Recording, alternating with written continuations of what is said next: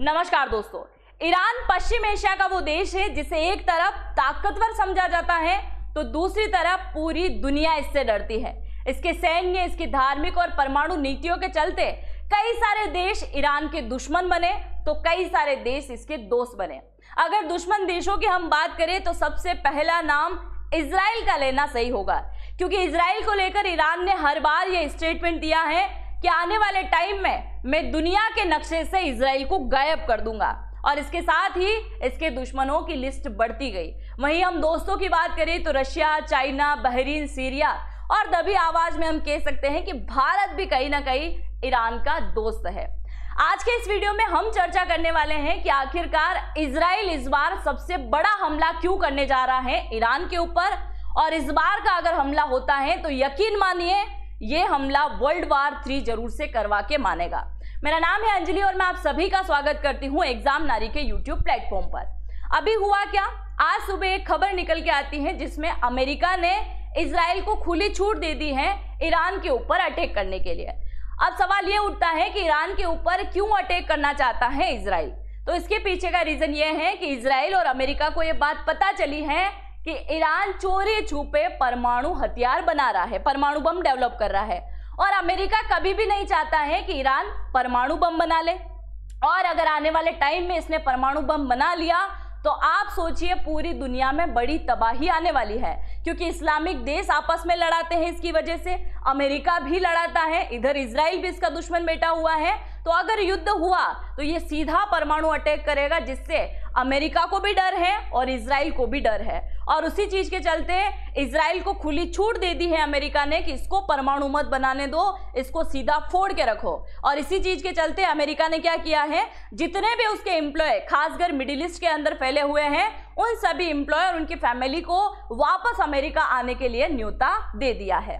दूसरी तरफ ईरान यह दावा कर रहा है कि हम किसी प्रकार का परमाणु बम नहीं बना रहे हैं। हम क्या कर रहे हैं, हम तो केवल वो डेटोनेटर बना रहे हैं जिससे बिजली उत्पादन की जाए और आने वाले टाइम में मेडिकल साइंस के लिए इसका उपयोग किया जाए, इसके लिए इसने बात करी है, और हम ऐसा कुछ भी नहीं कर रहे हैं। अब सवाल यह पैदा होता है कि अगर इजराइल ने अटैक किया तो युद्ध तो बड़ा होगा, पर अगर ईरान ने परमाणु बम बना लिया तो आने वाले टाइम में क्या स्थिति होगी, खासकर भारत की स्थिति कैसे बिगड़ने वाली है, इसके बारे में हम सबसे पहले चर्चा कर लेते हैं। देखिए, अगर हम सबसे पहले पॉइंट की बात करें तो ईरान के अगर परमाणु बम बना लेता है तो आने वाले टाइम में सऊदी अरब, तुर्की, मिस्र, ये सभी देश भी क्या करेंगे, परमाणु हथियार बनाने की कोशिश करेंगे। ऑब्वियसली अगर यहाँ पे ईरान परमाणु हथियार बनाता है तो सऊदी भी कहीं ना कहीं मुस्लिम कंट्री है, तुर्की भी है, मिस्र भी है। आज अगर पूरी दुनिया में देखा जाए तो 51 इस्लामिक कंट्री है पूरी की पूरी, और 51 इस्लामिक कंट्री में से एकमात्र एक ऐसा देश है हमारा पड़ोसी नल्ला देश जिसको आप जानते हो, पाकिस्तान, जिसने क्या किया है, परमाणु डेवलप कर लिया है। और अगर ऐसे ही ये देश भी परमाणु बना लेंगे तो आने वाले टाइम में कितना खतरा बढ़ेगा समझ सकते हैं। क्योंकि इधर पाकिस्तान को आप देखो, इसने परमाणु बम बनाया, बात बात पे भारत को धमकी देता है कि हमारे पास परमाणु हथियार है, हम तुम्हारे ऊपर अटैक कर देंगे। तो उसी तरह से ये भी माना जाता है अगर इनके पास में भी परमाणु आ गया तो ये भी क्या करेंगे, धमकी देने का ही काम करेंगे। और इसके साथ ही पूरा क्षेत्र अत्यधिक अस्थिर, खतरनाक हो जाएगा, क्योंकि यह पहले से ही धार्मिक, सांप्रदायिक और राजनीति के चलते लड़ा पॉइंट की। तो इजराइल पहले से ही ईरान को अपना मौत का दुश्मन मानता है। आप जरा सोचिए, अगर ईरान परमाणु बम बनाने में कामयाब हो जाता है तो इसका सबसे पहला टारगेट होगा इजराइल, क्योंकि इजराइल को लेकर ईरान ने कई बार यह स्टेटमेंट दिया है कि अगर इसे मौका मिल जाए तो ये इजराइल को दुनिया के नक्शे से ही मिटा देगा। अब दूसरा सवाल यहाँ यह भी खड़ा होता है, क्या ईरान पहली बार परमाणु बम बनाने जा रहा है? तो बिल्कुल नहीं। इससे पहले भी ईरान ने कई बार परमाणु बम बनाने की कोशिश करी, पर जब जब यह परमाणु बम बनाने के करीब पहुंचता है, इजराइल इसके परमाणु ठिकानों पर अटैक करता है और उन्हें तबाह कर देता है। ईरान के साथ साथ इजराइल ने 1981 में इराक और 2007 में सीरिया के द्वारा बनाए गए परमाणु पर भी अटैक कर दिया था, यानी कि इनके परमाणु को भी पूरा नहीं होने दिया, उसको भी फोड़ के रख दिया। आप में से बहुत कम लोग ऐसे होंगे जो इस बात को जानते होंगे कि जब हमारा पड़ोसी देश पाकिस्तान न्यूक्लियर वेपन बना रहा था, उस समय में भी इसने भारत का साथ दिया और इजराइल ने बोला कि अगर ब्लूप्रिंट की व्यवस्था हो जाए तो मैं आज पाकिस्तान के न्यूक्लियर वेपन को बनने से पहले ही तबाह कर दूंगा। पर उस समय हमारे देश के एक पीएम मोरारजी देसाई की गलती की वजह से आज पाकिस्तान जैसा देश भी परमाणु बम बनाकर बैठा है, जो बार बार हमें गीदड़ भभकी देता है। क्योंकि जब पाकिस्तान परमाणु बम बना रहा था तो इसके बारे में हमारी खुफिया एजेंसी को पता चल चुका था और हमारी खुफिया एजेंसी ने ब्लूप्रिंट निकालने के लिए मोरारजी देसाई से 10,000 रुपए की डिमांड करी थी कि आप अगर 10,000 रुपए की यहाँ पे व्यवस्था करते हैं तो हम पाकिस्तान का ब्लूप्रिंट किसी भी हालत में निकाल देंगे। पर उस समय मोरारजी देसाई ने इतनी बड़ी रकम देने से मना कर दिया, जिसके चलते पाकिस्तान ने परमाणु बम बना लिया। यहाँ तक कि उन्होंने पाकिस्तान के राष्ट्रपति को उस समय कॉल करके भी बता दिया। खैर, इसके बारे में फिर कभी चर्चा करेंगे। इसके अलावा अगर ईरान परमाणु बम बनाता है तो अमेरिका की क्या प्रतिक्रिया होगी, इसके बारे में भी जान लेते हैं। अमेरिका ने साफ तौर पर कहा कि अगर ईरान परमाणु बम बना लेता है तो हम हर प्रकार का प्रतिबंध लगा देंगे ईरान के ऊपर। इसके अलावा हम ईरान के ऊपर सैन्य कार्रवाई भी करेंगे और अगर जरूरत पड़ी तो युद्ध भी लड़ेंगे। और इस बार का जो युद्ध होगा वो खाड़ी देशों के साथ में होने वाला है। मतलब अगर ईरान परमाणु बम बनाता है, इजराइल के साथ लड़ाई होती है, अमेरिका भी बीच में कूदेगा। मान लीजिए वर्ल्ड वार जैसी स्थिति यहाँ पे बनने वाली है। और अगर ये युद्ध आपस में चलता है तो इसका सबसे ज्यादा खामियाजा भुगतना पड़ेगा हमारे देश को, क्योंकि हमारा देश कहीं ना कहीं तेल की आपूर्ति दूसरे देशों से करता है। हम रशिया से भी तेल खरीदते हैं, हम ईरान से भी खरीदते हैं। हालांकि अमेरिका के द्वारा बोलने के बाद में ईरान से हमने कम तेल खरीदना शुरू कर दिया, पर इसके अलावा भी हम कुछ हद तक तो यहाँ से खरीदते हैं, जिसके चलते अगर युद्ध हुआ तो यहाँ बहुत ज्यादा कीमत बढ़ जाएगी पेट्रोल डीजल की, और इसका सीधा असर किस पे पड़ेगा? भारत पर पड़ने वाला है। इसके साथ ही जब ईरान परमाणु बम बना लेगा तो इजराइल के बाद में दूसरा खतरा अगर किसी देश को बढ़ेगा तो वो बढ़ेगा शिया सुन्नी वाले देश, यानी कि सऊदी अरब को। आप सभी जानते हैं कि सऊदी अरब में अभी हज यात्रा चल रही थी 4 जून से लेकर 9 जून तक, और इसी हज यात्रा के दौरान ईरान के डर की वजह से सऊदी अरब के अंदर अमेरिका का एयर डिफेंस सिस्टम को तैनात किया गया। यहाँ तक कि 5000 सीसीटीवी कैमरे भी लगाए गए। उसके पीछे का एक ही रीजन है, क्योंकि सऊदी अरब के अंदर आए दिन ईरान बमबारी करता रहता है, और इसके पीछे का रीजन है इस्लामिक सांप्रदायिकता का कारण। कैसे? क्योंकि इस्लाम धर्म 2 भागों में विभक्त है, एक कहलाता है शिया और एक कहलाता है सुन्नी। ईरान जो है वो शिया देश है और सऊदी अरब जो है सुन्नी देश है। सांप्रदायिकता को लेकर इनका संतुलन बिगड़ता है और ये आपस में लड़ाते रहते हैं। इसके साथ ही सऊदी अरब के अंदर कई बार हूतियों के द्वारा विद्रोह किया गया, और उन हूतियों को कौन पालता है? उनको भी ईरान पालता है।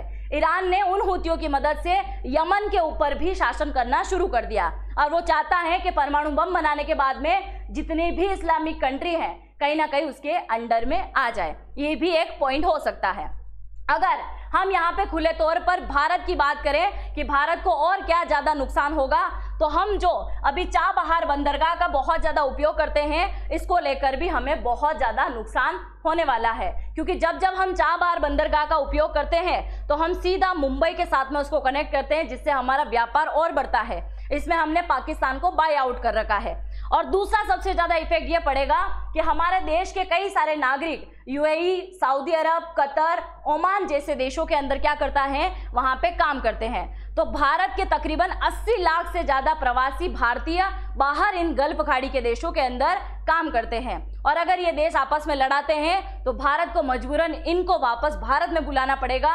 और जब इनको भारत में वापस बुलाया जाएगा तो आज ये 85 लाख से भी ज्यादा हैं, तो आप देखिए सामाजिक और आर्थिक, सांस्कृतिक सभी चीजों पर भारत में कितना बड़ा प्रभाव पड़ने वाला है। इन चीजों को भारत को झेलना बड़ा मुश्किल पड़ेगा। इसके साथ ही हम ईरान के साथ में कई सारी चीजों को लेकर व्यापार करते हैं, जैसे कच्चा तेल, एलपीजी गैस, उर्वरक, कृषि उत्पादक से रिलेटेड, पिस्ता, खजूर, अंजीर, खाद्य वस्तुएं, केमिकल क्लियर, औद्योगिक सामग्री, कई सारी वस्तुएं हम मंगवाते हैं, जिसको लेकर भी भारत के ऊपर इफेक्ट पड़ने वाला है। इसके साथ ही तेल बहुत ज्यादा महंगा हो जाएगा। मैं फिर बोल रही हूँ, अपने घर में जितने भी पानी के टैंक हैं उनको खाली करके तेल भरना आज से शुरू कर देना, नहीं तो पैदल चलने की कोशिश अभी से शुरू कर देना, क्योंकि आज नहीं तो कल इजराइल ईरान के ऊपर अटैक करेगा, और इसकी खुली चेतावनी अभी वो आज के दिन दे चुका है। और अगर युद्ध हुआ तो आप समझिए बहुत ज्यादा तेल महंगा हो जाएगा, क्योंकि वर्ल्ड में 3% तेल जो है ईरान उत्पादित करता है और ईरान के पास में अगर भंडारण की बात करें तो 9.54% तेल का भंडारण ईरान के पास में मौजूद है, जिससे हम ज्यादा खरीदते हैं। तकरीबन 80% से ज्यादा कच्चा तेल हम आयात करते हैं और इसका बहुत ज्यादा इफेक्ट भारत के ऊपर पड़ने वाला है। पेट्रोल डीजल के दाम बहुत ज्यादा तेजी से बढ़ेंगे, ट्रांसपोर्ट, खाने पीने की चीजें, ये सब कुछ जो है बहुत ज्यादा महंगा हो जाएगा।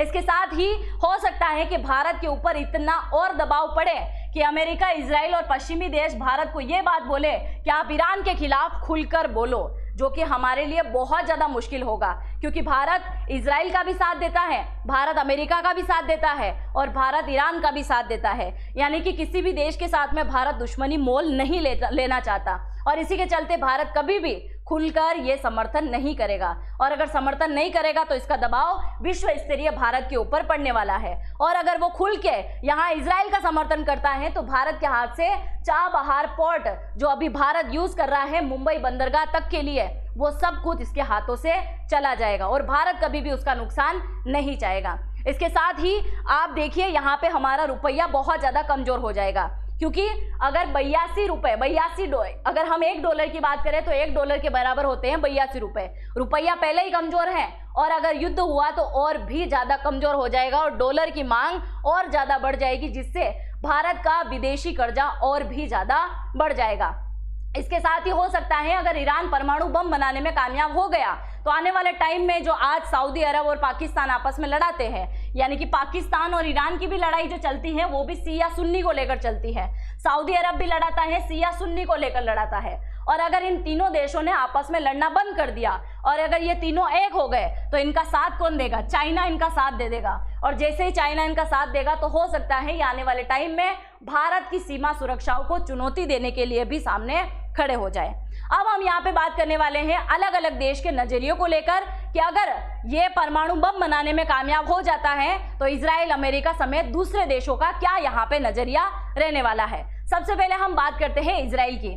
इजराइल ने क्लियर कट ये बात बोल दी थी कि हम बिल्कुल भी ईरान के सपोर्ट में नहीं है, क्योंकि ईरान पहले से ही हमको बाइकआउट करने की बात करता है। दूसरा, ईरान जो है हिजबुल्लाह, लेबनान और हमास जैसे आतंकी संगठनों का समर्थन करता है और बिल्कुल अपोजिट इनके विरोध में खड़ा है इजराइल, जिसको लेकर ये आपस में लड़ाते रहते हैं। दूसरा, ईरान की सबसे बड़ी दुश्मनी इजराइल के साथ इसलिए है क्योंकि कुछ समय पहले इजराइल ने ईरान के कई सारे वैज्ञानिकों की हत्या कर दी थी, उनको मार दिया था, जिसके चलते ईरान में खुन्नस भरी हुई है कि हम आज नहीं तो कल इजराइल को पूरी तरीके से खत्म कर देंगे। दूसरा, अगर अमेरिका की बात करें तो अमेरिका बार बार दबाव बनाता है ईरान के ऊपर और एक बात को क्लियर बोलता है कि अगर तुमने किसी भी हालत में परमाणु बम यहाँ पे बनाए तो फिर देख लेना, मतलब ये धमकी भरता है। और इसी बात पे ईरान बार बार बोलता है कि तुम होते कौन हो हमें इस बात को बोलने वाले, हम परमाणु बम बनाए या नहीं बनाए अमेरिका को इससे क्या फर्क पड़ता है। जबकि हकीकत यह है कि अमेरिका खुद डरता है अगर ईरान परमाणु बम बना लेगा तो आज नहीं तो कल उसके देश में भी विध्वंस होना तय है और इसी को लेकर बहुत सारी बातें यहाँ पे लगातार चलती रहती हैं। इसके अलावा अगर संयुक्त अरब अमीरात की हम बात करें तो सऊदी अरब का ये सहयोगी है, इस नाते ईरान इसका विरोध करता है क्योंकि सऊदी अरब के साथ में खड़ा होता है हर बार। पर अभी हाल ही की अगर स्थिति बताएं तो यूएई जो है कुछ हद तक ईरान का सपोर्ट कर रहा है, कुछ वर्षों में इसके साथ में नरमी दिखाने का काम किया और अब ये इसके तरफ हो गया है। इसके अलावा अगर हम बहरीन की बात करें तो ये इजराइल की भांति ही सबसे बड़ा विरोधी है ईरान का। उसके पीछे का रीजन ये है कि बहरीन के अंदर इस्लामिक लोग निवास करते हैं, इस्लामिक में सिया भी हैं और सुन्नी भी है। अब ये ईरान क्या करता है, ईरान उन सिया समुदाय के लोगों को भड़काता है सुन्नी के खिलाफ और ये लोग आपस में लड़ते हैं, यानी कि वहां पे गृह युद्ध जो बार बार होता है बहरीन के अंदर, उसके पीछे का रीजन कौन है? उसके पीछे का रीजन एक है, यानी कि ईरान है। अब यहाँ पे आप देख लीजिए कौन कौन से देश और भी हैं जो उसका विरोध करते हैं। ब्रिटेन भी बहुत ज्यादा विरोध करता है, फ्रांस भी, जर्मनी भी, मिस्र भी, ये सारे देश ईरान का विरोध करते हैं। वहीं अगर सपोर्टिव देश की हम बात करें तो रशिया, चाइना, सीरिया, कतर और इसके अलावा कुछ हद तक भारत भी इसका सपोर्ट लगातार करते आया है। अब इसके अलावा अगर आपस में इन्होंने परमाणु बम बना लिया ईरान ने और ये आपस में लड़ाते हैं, यानी कि इजराइल और ईरान लड़ाते हैं, तो आप देखिए इजराइल के पास में आज 200 से भी ज्यादा परमाणु हथियार है। वहीं अगर सिपरी की रिपोर्ट के अकॉर्डिंग देखें तो इजराइल के पास 90 बताए गए थे। इसका अर्थ यह है कि आज की रिपोर्ट कुछ अलग बोल रही है। इस हिसाब से तो चाइना के पास में 500 से भी ज्यादा हथियार होंगे, परमाणु हथियार, क्योंकि सिप्री के द्वारा बताया गया कि आने वाले 2030-35 तक परमाणु हथियार चाइना के पास में तकरीबन 500 से भी ज्यादा होंगे। इसका मतलब जो भी डेटा अभी इंटरनेट पे मौजूद है वो एक झूठा डेटा है, क्योंकि इनके पास में जितने परमाणु हैं उतने वास्तविक तरीके से नहीं बताया जाता। और अगर कोई भी देश परमाणु हथियारों को लेकर लड़ाना शुरू करता है तो इसका अंजाम तो आप बहुत अच्छे से जानते ही जानते हैं। इसके अलावा अमेरिका और उसके सहयोगी नाटो देश ईरान पर सैन्य हमला करेंगे, क्योंकि आपस में सारे के सारे देश मिलकर लड़ाना शुरू कर देंगे, क्योंकि ईरान हमेशा हिजबुल्लाह होती यानी कि जो हूतियां है ये शिया मिलिशिया इजराइल, सऊदी अरब और अमेरिका पर हमला करने के बारे में सोचते रहते हैं, जिसको लेकर ये लगातार क्या करते हैं, अटैक करने का काम करते हैं। उसमें आप देखिए, अगर ईरान परमाणु बनाता है और परमाणु का किसी भी देश पर बिना पूछे हमला करता है तो उसका हाल भी आने वाले टाइम में उत्तर कोरिया जैसा होगा, क्योंकि उत्तर कोरिया क्या करता है, बिना पूछे किसी भी देश के ऊपर अटैक करता है। ये बात केवल अमेरिका बोल सकता है। आप याद करो 1942 में अमेरिका ने जापान के हिरोशिमा नागासाकी पर उस समय अटैक किया, परमाणु का उस समय अटैक किया जिस समय जापान के पास में परमाणु हथियार था ही नहीं। मतलब अमेरिका कुछ भी करे पर दूसरे देश कुछ भी नहीं करना चाहिए, इसके कहने का अर्थ सीधा सा ये है। बाकी आप अगर भारत से इस वीडियो को देख रहे हैं या किसी और देश से भी देख रहे हैं तो जरूर से कमेंट सेक्शन में लिख के बताइएगा, क्या यहाँ पे ईरान को परमाणु बम डेवलप करना चाहिए, बनाना चाहिए या नहीं। यहाँ पे इजराइल सही है, अमेरिका, भारत या फिर ईरान सही है, जो भी आप सोचते हैं जरूर से कमेंट सेक्शन में लिख के जाइएगा। हम मिलते हैं नेक्स्ट वीडियो में, तब तक के लिए जय हिंद जय भारत। और चैनल पर पहली बार आए हैं तो चैनल को जरूर से सब्सक्राइब कीजिएगा, बेल आइकन को हिट करना तो बिल्कुल भी मत भूलिएगा। बहुत बहुत धन्यवाद।